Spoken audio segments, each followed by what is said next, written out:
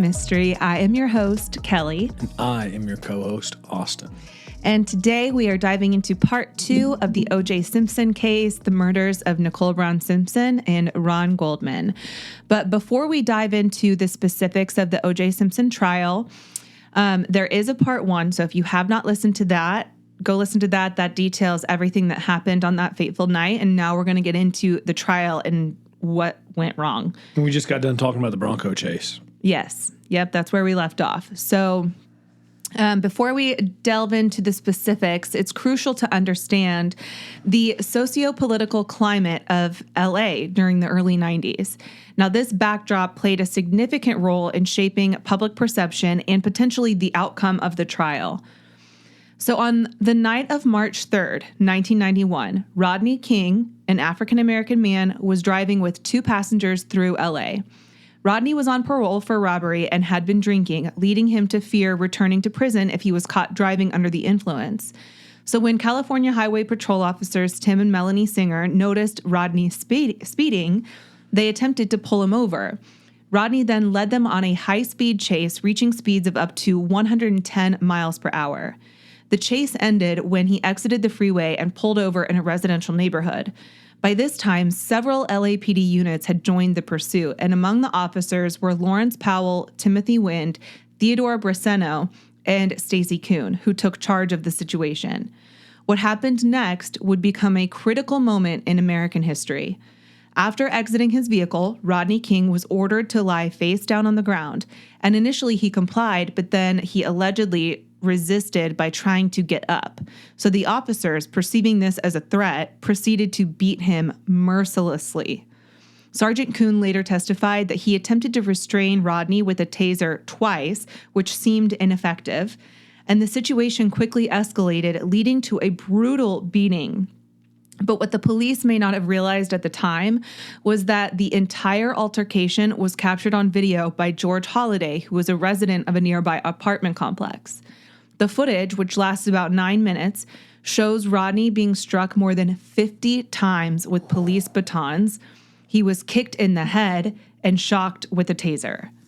Now, the footage sparked widespread outrage when it was broadcast nationwide. The officers involved were charged, but their acquittal in April of '92 triggered the infamous LA riots. For 6 days, the city was engulfed in violence, resulting in over 60 deaths, thousands of injuries, nearly 12,000 arrests, and extensive property damage with estimated losses exceeding $1 billion. Holy smokes. In '93, 2 of the officers, Lawrence Powell and Stacy Kuhn, were found guilty in a federal trial for violating Rodney's civil rights and were sentenced to 30 months in prison. In 1994, Rodney King was awarded $3.8 million in a civil lawsuit against the city of LA. Now, the Rodney King incident and the subsequent riots exposed deep-seated racial tensions and distrust in the LAPD, particularly among the African-American community. This atmosphere of racial tension and skepticism toward law enforcement was still palpable when O.J. Simpson, a beloved African-American sports hero, was accused of murdering his ex-wife, Nicole Brown Simpson, and her friend, Ron Goldman. And the parallels between the 2 cases were not lost on the public or the legal teams involved in O.J.'s trial. So O.J.'s defense team, famously dubbed as the Dream Team, consisted of high-profile attorneys with a reputation for winning difficult cases. The key members included Robert Shapiro, who initially took the lead role in O.J.'s defense, and he was known for his negotiation skills, and Shapiro's strategy really focused on pre-trial publicity and media management. Next, he had Johnny Cochran, who later emerged as the lead attorney. And Johnny Cochran was a charismatic lawyer with a history of defending African Americans against police brutality. His involvement brought a racial dimension to the defense strategy. Then you have F. Lee Bailey, a seasoned attorney known for his aggressive courtroom tactics and cross-examination skills. Alan Dershowitz, who was a Harvard law professor with a background in constitutional law and a knack for appellate work. And then you have Barry Scheck and Peter Newfield, who were experts in DNA evidence, who challenged the prosecution's forensic evidence. The prosecution team was led by Marcia Clark and Christopher Darden, both experienced and determined to secure a conviction. Now, Marcia Clark, who was the lead prosecutor known for her meticulous preparation and strong courtroom presence, faced significant media scrutiny and gender bias throughout the entire trial. Additionally, her personal life was also dragged into the spotlight. As a single mother going through a divorce during the trial, she faced public questioning of her ability to balance her demanding job with her responsibilities as a mother. And this line of questioning, which is rarely directed at male professionals, suggested that her personal life might impede her effectiveness as a prosecutor, which is just really unfair. And then Christopher Darden was brought on to co-prosecute, and Christopher Darden aimed to bridge the racial gap in the jury because he was African American. His decision to have Simpson try on the infamous glove was a pivotal moment in the trial, and I think that's like the one thing you seem to know about this trial. Yeah, if the glove fits, you must acquit. If it doesn't fit. If the glove doesn't fit, you must acquit. Yeah, whatever it is. I knew that part. Yeah, you know it well.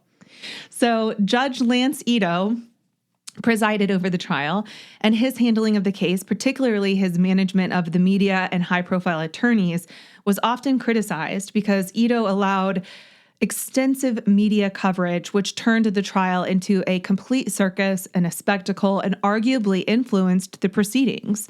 So we kind of saw that with the Menendez brothers because the first trial was highly publicized, and then the second trial, the judge said, you can't include any testimony about the sexual abuse or any kind of abuse, and it also wasn't going to be televised, which completely skews the whole thing. Right, but that just kind of like this happened around the same time, so it's just interesting to see the effects that these things have on court proceedings. Mm-hmm.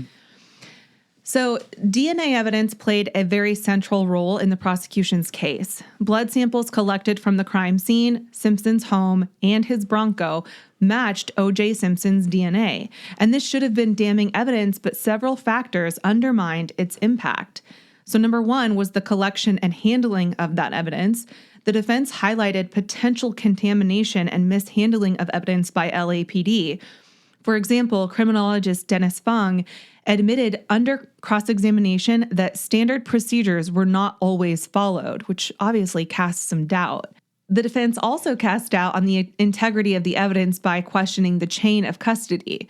They suggested that the evidence could have been tampered with or planted by racist police officers, specifically Mark Furman, who was later found to have frequently and comfortably used racial slurs, and he was recorded saying the N-word multiple times.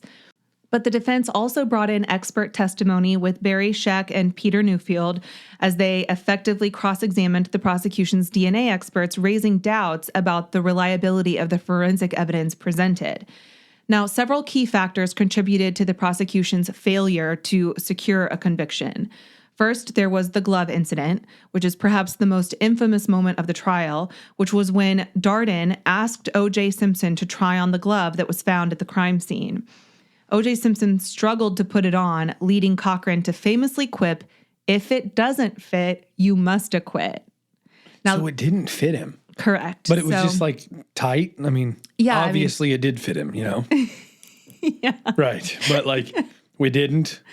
Right. Yeah. You basically summed it up. So he got his hand in it. It was just kind of a tight fit. Yeah. I mean, it looked like when you look at the footage of him trying it on, it's almost like trying to put a glove on a 2-year-old. Like, you're just making it hard. I mean, you probably could have gotten it over your hands, but even if it didn't completely fit, your blood was still on it. Nicole and Ron's blood was on it. Like, I've put on gloves that are too small before, and they make your hands look real stubby, and they fit. Yeah. They just don't, you know? Yeah, they fit, but they just don't fit. Yeah. But this moment really undermined the prosecution's case and created reasonable doubt about the glove. And then also there were racial tensions as the defense cleverly played on existing racial tensions, portraying O.J. as a victim of a racist LAPD. Cochran's closing arguments compared Furman to Adolf Hitler and invoked the Rodney King incident, resonating deeply with the predominantly African-American jury. And then the trial's extensive media coverage, like I said, turned it into a spectacle, influencing public perception and potentially the jury. The defense used the media to their advantage while the prosecution struggled with the constant scrutiny. The media used the trial as a sensational news story, often covering drama and not reporting actual facts. This coverage influenced public opinion and may have even affected the jury. And I also have to wonder if the extreme presence of the media and public interest created pressure on the jury, who knew that they would be scrutinized regardless of the decision they made. So maybe they felt compelled to deliver a verdict that would resonate with the public rather than one based solely on the evidence. And this is not an assumption that I would normally make, because I believe that more often than not, jurors do get it right. But considering that this verdict seemed so wrong, this is just my attempt, I guess, at giving grace to the jurors who decided OJ's ultimate fate. Now, on October 3rd of 1995, the jury delivered a verdict of not guilty on the charges of murder for Nicole Brown Simpson and Ron Goldman.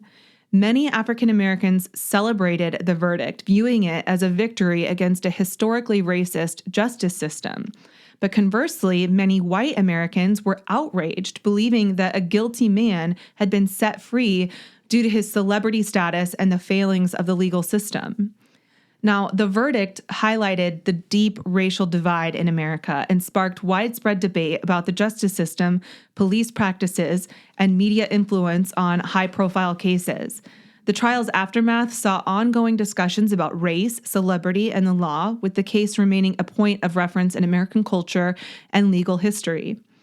The trial of O.J. Simpson was more than just a legal battle. It was a cultural phenomenon that exposed the complexities of race, celebrity, and justice in America. And the case's outcome, shaped by the context of the Rodney King riots, the strategies of the Dream Team, and the handling of the DNA evidence, continues to resonate even today. The extensive media coverage was unprecedented, and since this trial, it's become normal for high-profile cases to receive extensive coverage in the media. We've seen it with Casey Anthony. I mean, even now, like Law and Crime or Court TV, they will just stream trials. I mean, like day after day, it's just live streaming these trials. Johnny Depp and Amber Heard is another example. Just here recently, the couple that was in the hiking couple, Laundry. Oh, Brian Laundrie and Gabby Petito. Gabby Petito, that's what I was trying to. Well, that wasn't so much as, like, there was no trial because he ended up killing himself. I'm just saying the media was heavy. Right, yeah. Exactly, yes. And we're seeing the Koberger and the Idaho 4 students, and the Delphi trial is starting this week. And so, yeah, I mean, it's not uncommon now for access to these trials to just be super easy to come by, which actually, now that I say that, I don't believe that the Delphi trial is going to be broadcast, because judges still have the option to allow those to be televised. And I don't think the Delphi one is going to be televised, but you can still access court records and things like that. It's become a lot easier to access all this information with like the internet and the Freedom of Information Act.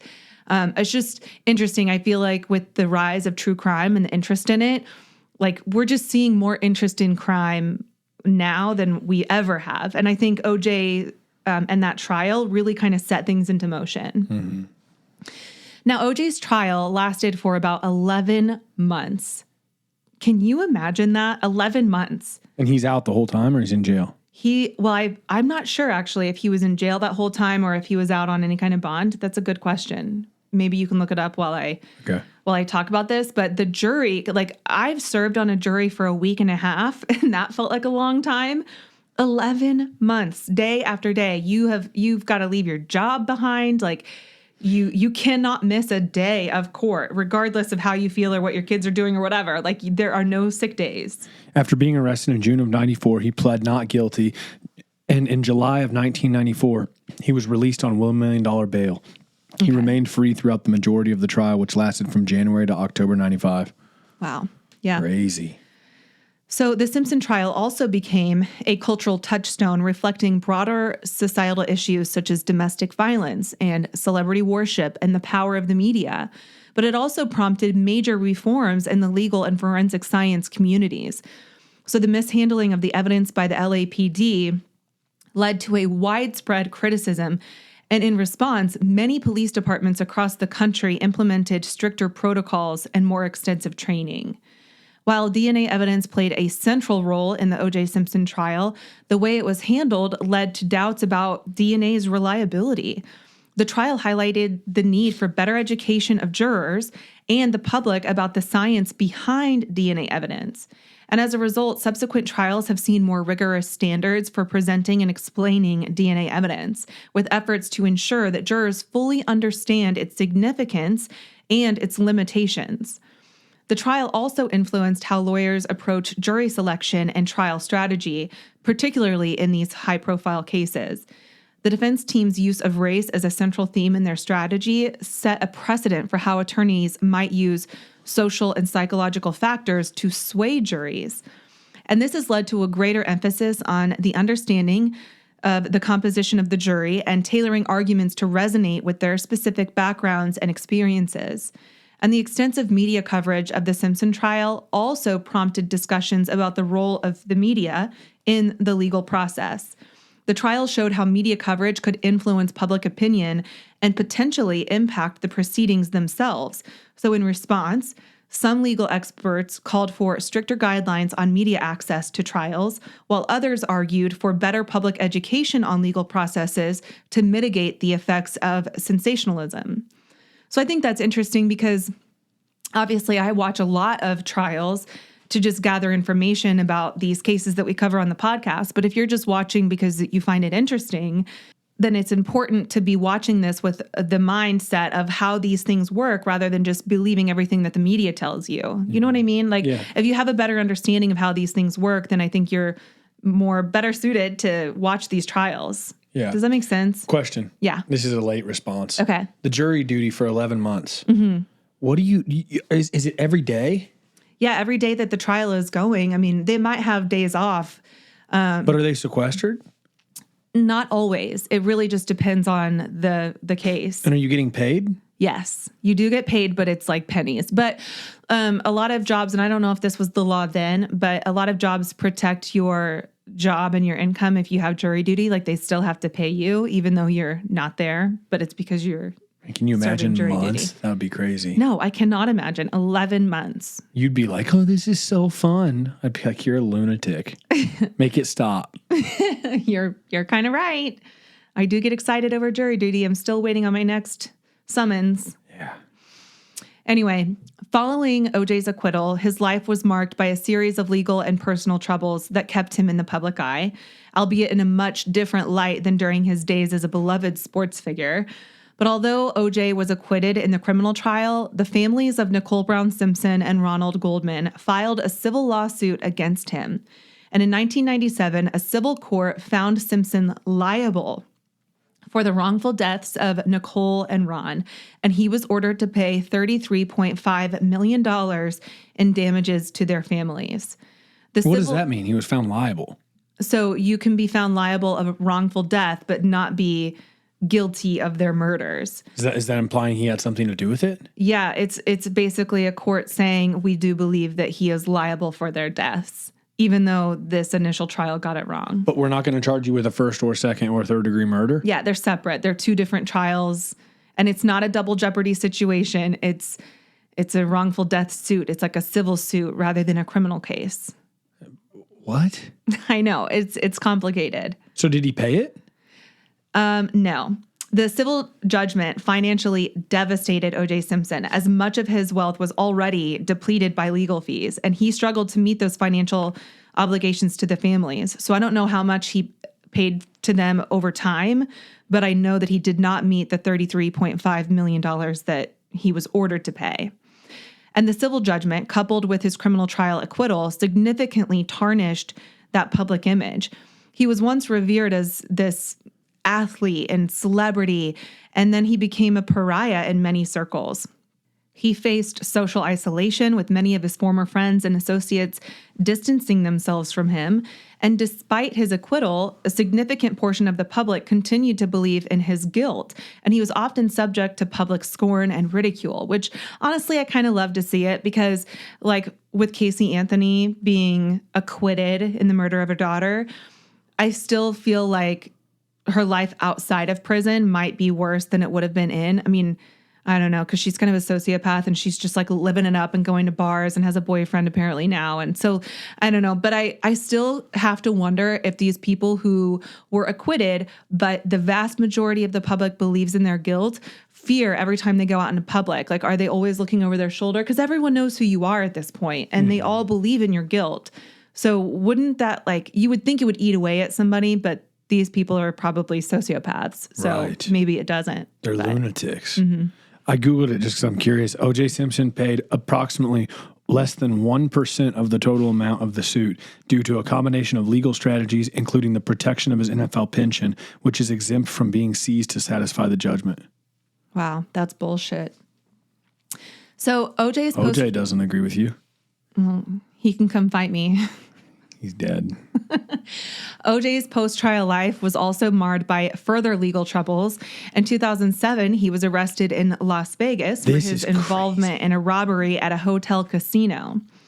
So tell me what you know about this. I just know armed robbery, and he served like a decade in prison. And it doesn't look very good whenever you are the guy that was supposedly didn't kill her and him.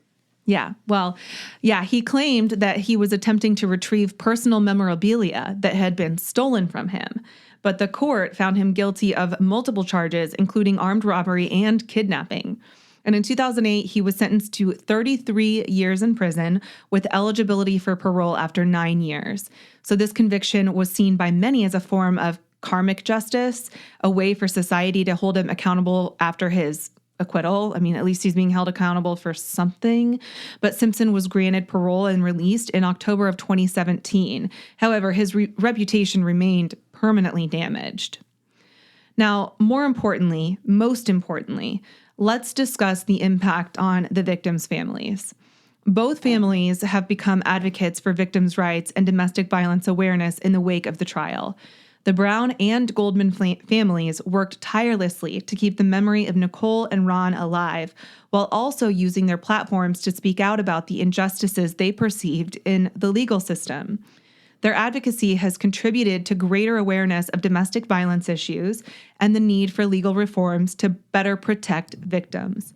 The civil suit against Simpson offered some measure of vindication after the miscarriage of justice they received during the criminal trial, but the civil court's finding of OJ's liability and the substantial financial judgment against him served as a form of, I think, weak accountability.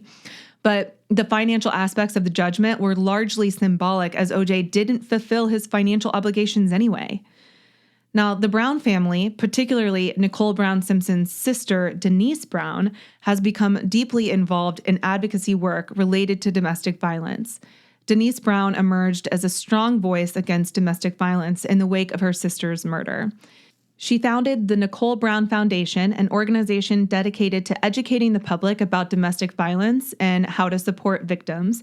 And through this work, she has traveled the country speaking about the warning signs of abuse, the importance of early intervention, and the need for stronger legal protections for victims.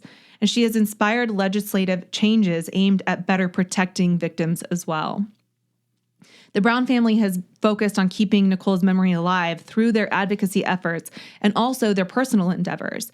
They have worked to ensure that Nicole is remembered not just as a victim, but as a loving mother and daughter and sister. The family has participated in various memorials and events in Nicole's honor, continually reminding the public of the person that she was before her life was cut short. And this focus on preserving her legacy has been a way for the Brown family to channel their grief into a positive action. While the Brown family has remained active in their advocacy work, they also had to find ways to heal personally. The trauma of losing Nicole so violently and so publicly has been a constant presence in their lives. Over the years, the family has sought to maintain a sense of normalcy and privacy amidst the ongoing public interest in Nicole's story, and they have faced the challenges of grieving in the public eye, but they have also found strength in their commitment to making a difference through their advocacy. Now, the Goldman family, led by Ron's father, Fred, and his sister, Kim Goldman, has been relentless in their pursuit of justice for Ron. Their journey has been marked by both public and private battles as they continue to fight for their son and brother's memory. Fred Goldman's quest for justice became a symbol of perseverance in the fight for justice following the acquittal of OJ. Unwilling to accept the criminal trial's outcome, Fred pursued a civil lawsuit against Simpson, which is what resulted in that $33.5 million judgment in 97. And although the financial compensation was largely symbolic, as Simpson was obviously unable to pay it, the civil case provided a little bit of accountability that the criminal trial did not. And Fred's determination to hold OJ responsible, even through financial means, has been a testament to his unwavering love for his son. His sister Kim has also become an advocate for victims' rights, using her platform to speak out on issues related to the legal system, victim advocacy, and her brother's memory. She authored a book, Can't Forgive, My 20-Year Battle with O.J. Simpson, in which she explores her ongoing struggle with the emotional aftermath of the trial and her efforts to find peace. Kim has also worked with various organizations to support victims of violent crime, using her personal experience to help others navigate their own journeys through grief and justice. The Goldman family has had to balance their public advocacy with their private lives. Both Kim and Fred Goldman have remained active in speaking out about their experiences, but they have also sought to protect their personal lives from the relentless media attention that has followed them for decades. The pain of losing Ron never fully subsides, but the Goldmans have found a way to channel their grief into purposeful action, keeping Ron's memory alive through their work. I really can't imagine trying to balance that. Trying to balance grief and missing someone you love with media, that would be crazy. Yeah, and trying to help other people, but also trying to keep some semblance of normalcy and privacy. And your case is so well known that everyone that you ever talk to goes, oh my God, really? Mm-hmm. Like they all think they know everything about it. Mm-hmm. That'd just be weird. Mm-hmm. Same thing for Nicole's family. Yeah, and trust me, the irony is not lost on me that here we are talking about this case on a true crime podcast where we talk about these stories on a daily basis or a weekly basis, I guess. But yeah, I do think it's important to highlight the victims and the advocacy work that their families do after the fact, which is why I'm really trying to heavily talk about not so much the nitty-gritty of the trial, but more so just what has happened as a result of the trial, if that makes sense. But despite the passage of time, both the Brown and Goldman's families continue to face challenges related to the enduring public interest in the O.J. Simpson case. And the trial remains a focal point in discussions about race, justice, and media influence, often bringing the families back into the spotlight. The families have had to contend with the ongoing media fascination with the Simpson case, particularly during key anniversaries, new developments, or when Simpson himself makes the headlines. And this has sometimes reopened old wounds as the families are reminded of the painful events that took their loved ones. Despite this, both families have learned to navigate the media landscape, using it as a platform to advocate for their causes while also setting boundaries to protect their privacy. Now, OJ's later legal troubles, including that 2007 arrest and subsequent imprisonment for robbery, have kept his name in the news, which in turn has often brought renewed attention to the original case. And for the Brown and Goldman families, these events have been a reminder of the ongoing complexities of their lives in the public eye. While some have seen Simpson's imprisonment for robbery as a form of belated justice, the families have continued to focus on their advocacy work rather than dwelling on OJ's fate. Which, speaking of his fate, in May of 2023, OJ reported that he had been diagnosed with cancer and expressed confidence that he would beat it. It was reported that he was suffering from prostate cancer and that he had started chemotherapy. And in his last Twitter video on February 11th, he said that while he was dealing with some issues, he was still in good health. However, a week and a half before his ultimate death, he canceled a scheduled memorabilia signing because he was not feeling well. At this time, he was living in Las Vegas next to the Rhodes Ranch Golf Club.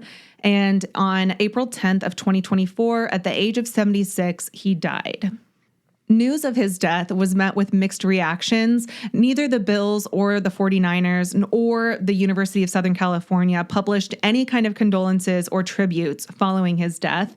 The Pro Football Hall of Fame published a news release and lowered its flag to half staff to honor, I guess, his death. And the Heisman Trophy published a tribute to Simpson on Twitter and offered condolences to his family. But a lot of people did not care. Yeah, I wonder, like, this may sound silly, but like surely he had at least a few family members he was close with and that loved him, right? And I'm sure, like his children probably, I mean, I don't know the details of his relationship with his kids, so I cannot speak on that because I really don't know if they were close when he died, if they believe in his innocence or if they believe in his guilt. I don't know. And so I don't want to speak on that because I truly don't know. What is your confidence level that OJ did it? 100%. What is your confidence level that Casey Anthony did it? 100%. Which case blows your mind more or pisses you off more? Casey Anthony. Which person would you rather have lunch with? I'd rather stick my hand in a blender than have a lunch with any of them. Mama, mystery, out.